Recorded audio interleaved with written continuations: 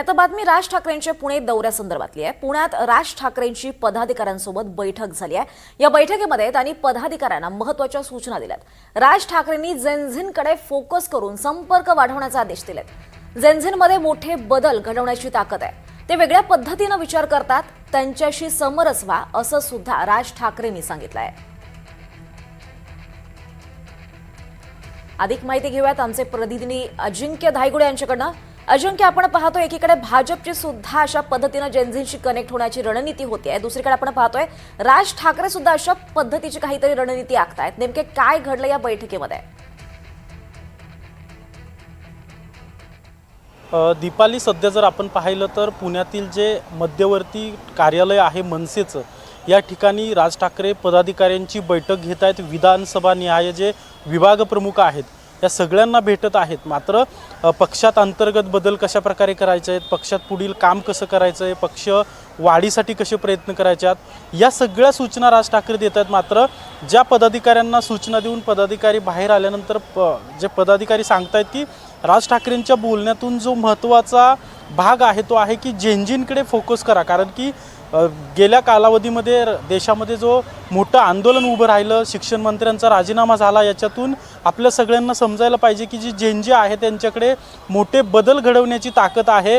विचार करण्याची thought process जी आहे ती वेगळी आहे जेनजीची, आणि यांच्यात तुम्ही सहभागी व्हा, त्यांच्यात मिक्स व्हा, त्यांची थॉट प्रोसेस समजून घ्या, त्यांचे नेमके त्यांनी समाजाकडे बघण्याचा दृष्टिकोन काय आहे, त्यांना कशा प्रकारचे बदल अपेक्षित आहेत, हे सगळं समजून घ्या आणि जेनझिनमध्ये मोठे बदल घडवण्याची ताकद आहे असं स्वतः राज ठाकरे यांनी पदाधिकाऱ्यांना सांगितलं। आणि आत्तापासूनच जर आपण यांच्यात मिक्स नाही झालो, आत्तापासून यांची थॉट प्रोसेस नाही समजून घेतली तर पुढे जाऊन हेच जेनजी मतदार असणार आहेत आणि यांना आपल्याकडे वळवण्यासाठी आपल्याला प्रयत्न करावे लागणार आहेत।